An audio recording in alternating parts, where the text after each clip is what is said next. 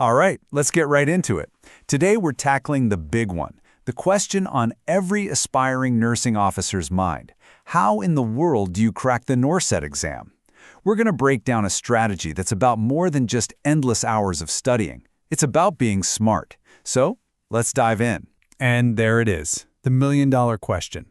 You've got the dream, you see the finish line, but the path to get there can feel, well, totally overwhelming. So how do you actually prepare for an exam this massive? Where do you even begin? To really figure this out, we're going to follow two students. They're both on the exact same mission, to pass NORCET. But, as you'll see, their methods are polar opposites. Okay, on one side, we have R.A. You know this person. He's the revision king. Super focused, lives by a schedule, probably has a highlighter for his highlighters. And on the other side, we've got R.B., our relax master. He's the it'll-all workout guy, who believes there's always time for one more episode of a show. Just listen to Ra. The exam is 60 days away, and he's already on his third round of revision. The third. That level of discipline is, honestly, it's a little intimidating, right? And then you've got R.B.'s take. While R.A. is deep into his third revision of the syllabus, R.B. is celebrating finishing the third season of his favorite show. You gotta admit, his priorities are different. Now, here's where it gets funny. You'd think R.B. is just coasting, but no. He insists he has a secret plan to become a topper. A secret plan. What could it possibly be? And here we have it. R.B.'s miracle plan. It's a 5-step masterpiece. Relax, eat, relax some more, have a complete panic attack the week before, and then hope for a miracle. Yeah, as you might have guessed, this is a fantastic recipe for stress, not so much for success. So let's just gently push the miracle plan aside and get back to reality, shall we? Ra, on the other hand, has a real, structured plan. Let's see how he's actually building his foundation for success. Now, this looks more like it. This is a plan built on pure discipline. 100 practice questions a day to build that mental muscle. He's analyzing old papers to crack the exam's code. And crucially, he's not just reading theory, he's applying it to real-world clinical scenarios. He ties it all together with weekly mock tests to get used to the pressure. It's tough, no doubt, but it's solid. But even a machine like Ray knows that pure brute force studying can lead to burnout. He'll tell you there's no shortcut, but he believes in a smart cut, and that's the real game changer. It's not about working less, it's about working smarter. And this is exactly what the smart cut is all about.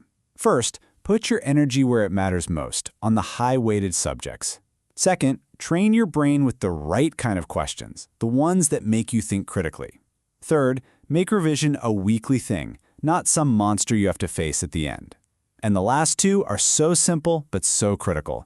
Get good sleep, and please, read the questions slowly to avoid those facepalm-worthy silly mistakes. And that first point is so important, it deserves its own visual. Look at this. Not all subjects are worth the same number of points. Your time is limited. So, investing a huge chunk of it in fundamentals, then med-surg and obstetrics, that's how you get the biggest return on your study time. It's just smart math. But then there's the one question we all ask.